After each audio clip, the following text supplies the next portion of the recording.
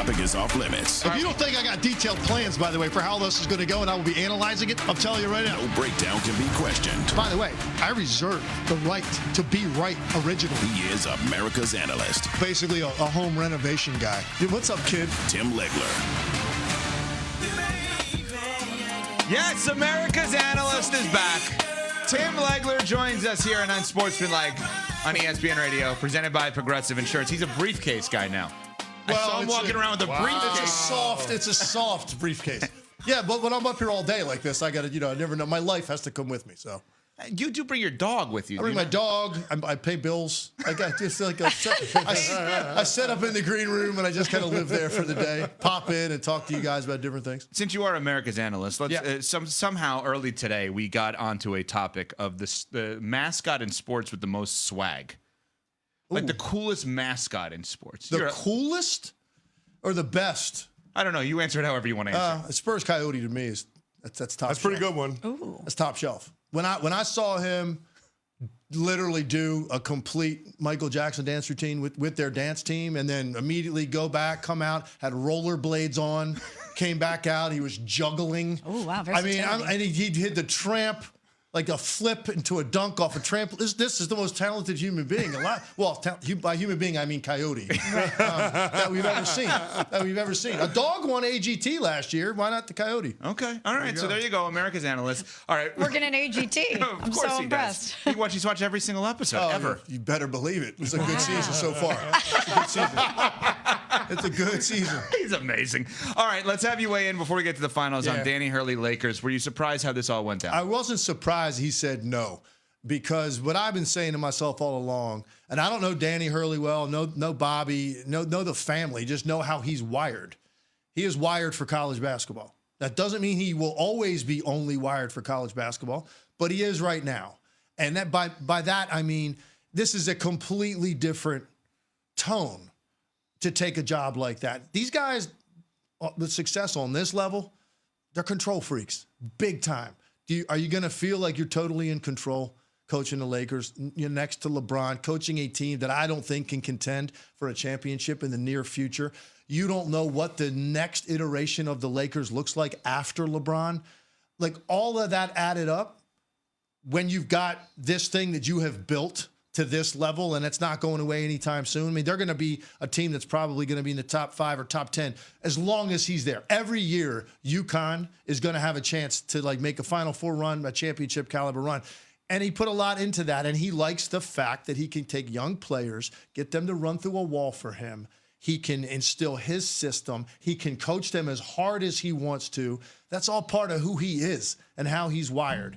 And so I kept saying to people, though, well, how are you going to turn down $100 million? How are you going to turn down $120 million? That's the number that I was figuring it was going to be. Mm-hmm. Certainly it was going to start with a 1. And it didn't. So that was like, it wasn't like an absolute, blow your mind type of number that I said, if that's the case, he might just do it, saying, you know what, how can I say no to that?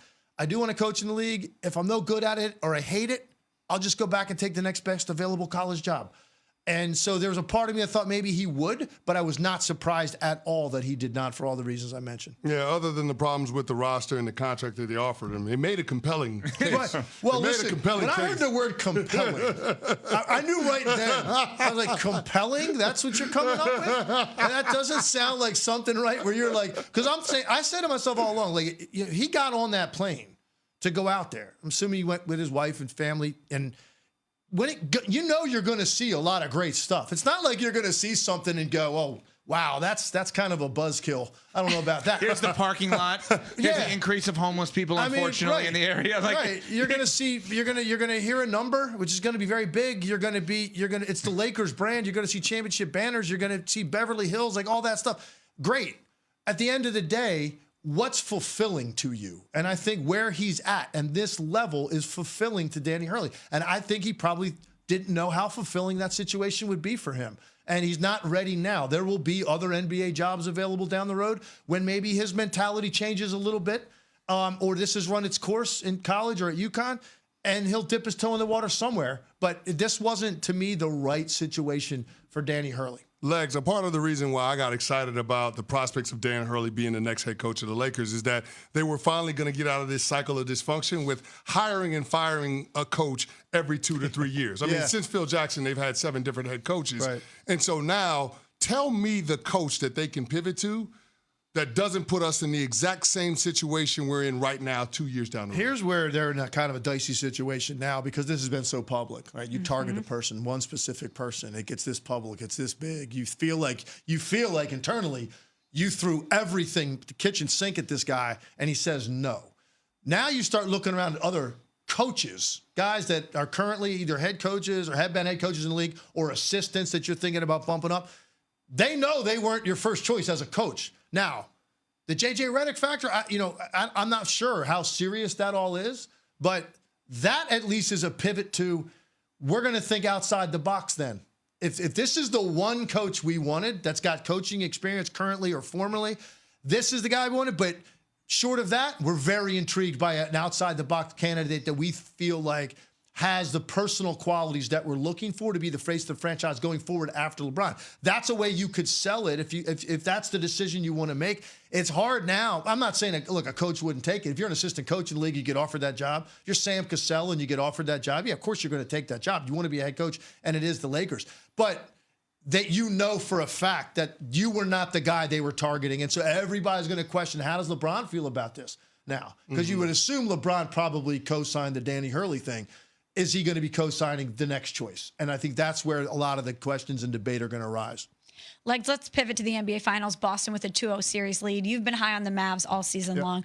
Obviously, you expect more out of Kyrie Irving moving forward. But sure. Other than that, are there any adjustments that you see Dallas making to get them back in this thing? Yeah, a few of them. Well, listen, let's talk about the one thing, first of all, I don't know that they can change, which is their inability to keep the ball in front of them. Like, that's been a problem the entire time. I don't know what you're going to do schematically to do that. They're picking on Luka and Kyrie. They're winning those battles, and it's not just them. It's other guys, too. They're picking on Josh Green. They're picking on Kleba.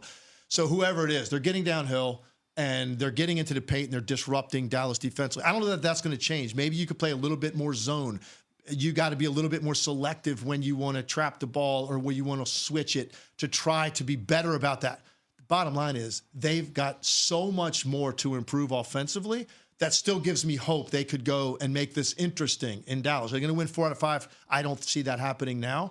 You could go win a couple games at home or win game 3 and make it interesting if you're better offensively. Kyrie, clearly, he's indecisive. He doesn't look sure of himself. People talking about this length that's bothering him. You don't think Kyrie Irving has seen length his entire career? Of course he has. That's all. He's 6'1". Yeah. Everything, it looks long to Kyrie Irving. Whoever's guarding him. So he's seen it all. He's seen the best defenses, the best individual defenders. He's seen it all, and he's overcome that.